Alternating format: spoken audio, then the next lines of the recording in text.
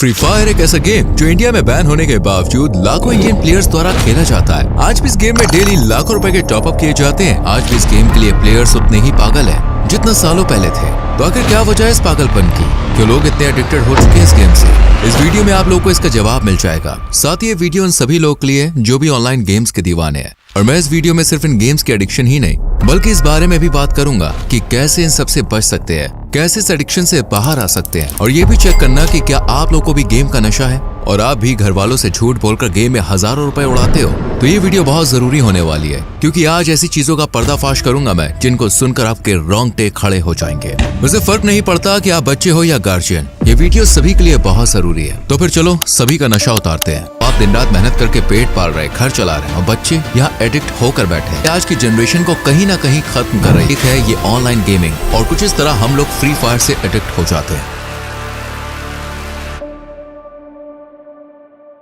अब देखो यार, लगभग सारे लोगों को नशा है फ्री फायर का, ऑनलाइन गेम्स का, बैटल रॉयल गेम्स का, जो कि आज की जनरेशन को कहीं ना कहीं खत्म कर रही है।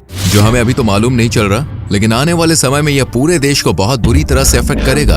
अब ये मत बोलना कि देश को कैसे अफेक्ट करेगा। तो यार आप हो तो देश है, आप लोग ही हो जो आगे देश चलाएंगे। और अगर आप लोग ही कमजोर पड़ जाओगे, एडिक्ट हो जाओगे, तो देश तो कमजोर होगा ही। कुछ लोग तो यार अभी से ही गेम के लिए अपने घर परिवार से लड़ने लगते हैं कि तूने मुझे कस्टम में कैसे हराया, चीटिंग करा। माँ बाप दिन रात मेहनत करके पेट पाल रहे, घर चला रहे और बच्चे यहाँ एडिक्ट होकर बैठे हैं। उन्हें प्यार से ये नहीं बोलते कि हाँ मम्मी क्या टेस्टी खाना बनाया है, बल्कि ये बोलते हैं अरे क्या है, आ रहा हूँ ना। और इसलिए इस टॉपिक पर बात करना दोस्तों बहुत जरूरी हो चुका है। और आप लोगों को ये वीडियो अच्छे से समझ आए इसलिए हम इस वीडियो को 3 टॉपिक्स में कवर करेंगे। फर्स्ट, आखिरकार ये एडिक्शन होता कैसे है। सेकंड, ये कैसे अफेक्ट करता है हमारी पर्सनल लाइफ को, रिलेशंस को। और थर्ड, कि कैसे इन सबसे बचे और बाहर निकले। और हाँ, इन सबके साथ एक बोनस है जो कि बहुत जरूरी होने वाला है, तो उसका इंतजार जरूर करना, वीडियो का एंड मिस मत करना।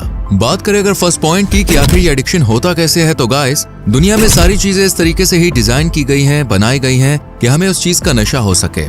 दुनिया में हर किसी को नशा है, किसी को सक्सेस का तो फिर किसी को खुशियों का, किसी को आगे बढ़ने का तो फिर किसी को तरक्की करने का। और ये नशा होना भी अच्छा है, लेकिन बात तब बिगड़ जाती है जब ये नशा गलत चीजों का हो जाए। कुछ ऐसी चीज जिसके बदले आपको नुकसान हो, वो नुकसान अभी हो सकता है या फिर फ्यूचर में, लेकिन होगा जरूर। और उन्हीं बुरी आदतों में से एक है ये ऑनलाइन गेमिंग। और कुछ इस तरह डिजाइन की गई है ये फ्री फायर, जो कि कहने में तो आसान है कि हाँ ये एक ऐसा गेम है जहाँ बहुत ही कम बंदे होते हैं, बहुत जल्दी बुया हो जाता है, रैंक पुश करके शो ऑफ होता है। लेकिन जो असली फ्री फायर है वो तो कुछ और ही है। जी हाँ गाइस, असली फ्री फायर की कहानी कुछ यूं है कि हमें डेली गेम में नए नए इवेंट्स मिलते हैं, जिन्हें खेलने के बाद, मिशन पूरा करने के बाद हमें कुछ वर्चुअल गेम रिवॉर्ड्स मिलते हैं। और इन्हीं डेली इवेंट्स में टॉप अप इवेंट्स होते हैं जो खरीद कर हम शो ऑफ कर सकते हैं। शुरुआत में 29 रुपए का एयर ड्रॉप आता है और हम सोचते हैं कि यार इतना तो हम खा जाते हैं, क्यों ना टॉप अप निकाल लिया जाए। और फिर हम टॉप अप करना शुरू करते हैं और देखते ही देखते गेम में हजारों लाखों रुपए लगा देते हैं, जिसके बाद उस गेम को छोड़कर कहीं नहीं जा सकते क्योंकि उस गेम में पैसे लगे हमारे।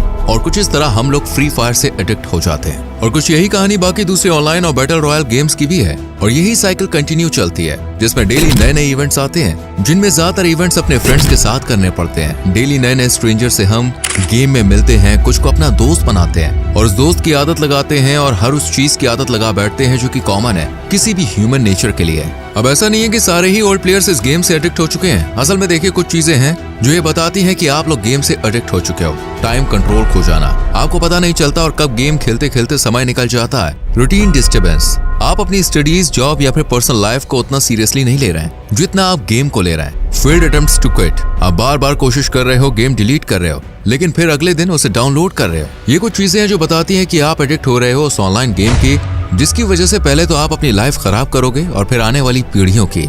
अब एडिक्शन पर बात पहुंच चुकी है, तो फिर चलो अब बात कर लेते हैं कि कैसे फ्री फायर का एडिक्शन हमारी जिंदगी को और फिर हमारे देश को बर्बाद कर सकता है। Mood dependency. अब देखो यार, जिस किसी को भी फ्री फायर का या फिर किसी भी गेम का एडिक्शन हो जाता है तो फिर उसका पूरा मूड उन्हीं पर डिपेंड होने लगता है। जी हाँ गाइस, अगर आप गेम नहीं खेलते तो आपको गुस्सा आता है, इरिटेशन होती है, मन बेचैन होता है कि आखिरकार हमें कोई गेम क्यों नहीं खेलने दे रहा है। और बात यहीं पे नहीं रुकती, धीरे धीरे ये प्रॉब्लम इतनी ज्यादा बढ़ जाती है कि आप अपने रिलेशन बिगाड़ने लगते हो।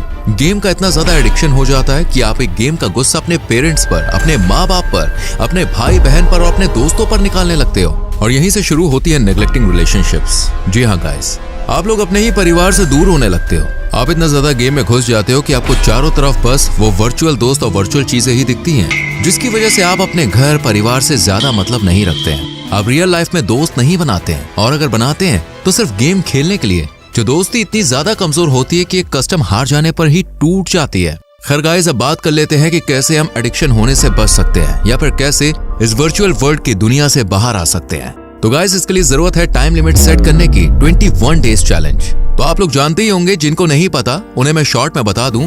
गाइस, 21 दिनों में हमारा माइंड हमारे रूटीन को सेट करता है। जो भी आप कर रहे हो, आपका माइंड 21 दिनों तक उस रूटीन को याद रखता है, जिसके बाद आपका दिमाग वही करेगा जो आपने 21 दिनों तक करा था। तो आप लोग को 21 दिनों के लिए टाइम लिमिट सेट करनी है।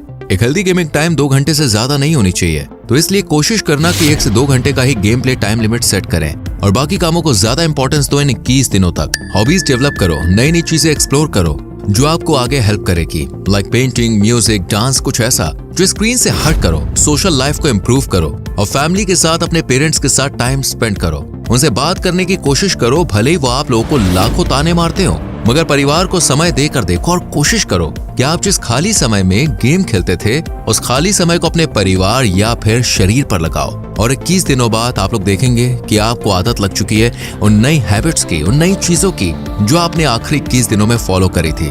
खैर गाइस, अब बात कर लेते हैं बोनस की। तो देखो यार, ये बोनस थोड़ा सा इमोशनल होने वाला है, और यहाँ तक आ ही गए हो तो थोड़ी देर और रुकना और ध्यान से इस कहानी को सुनना। देखो, एक परिवार था जिसमें एक बच्चे का जन्म होता है।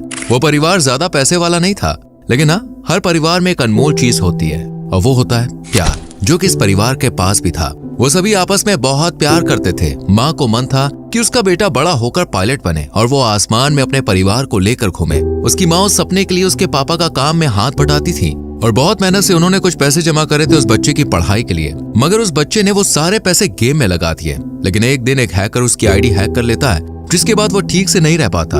उसके माँ बाप बहुत कोशिश करते थे, उसे अपने सीने से लगाकर पूछते क्या हुआ, लेकिन लड़का कुछ नहीं कहता। एक सुबह जब माँ ने दरवाजा खोला तो उसने देखा, क्या बताऊं ना, कहाँ हूँ मैं? इन वर्चुअल चीजों में कुछ नहीं रखा यार।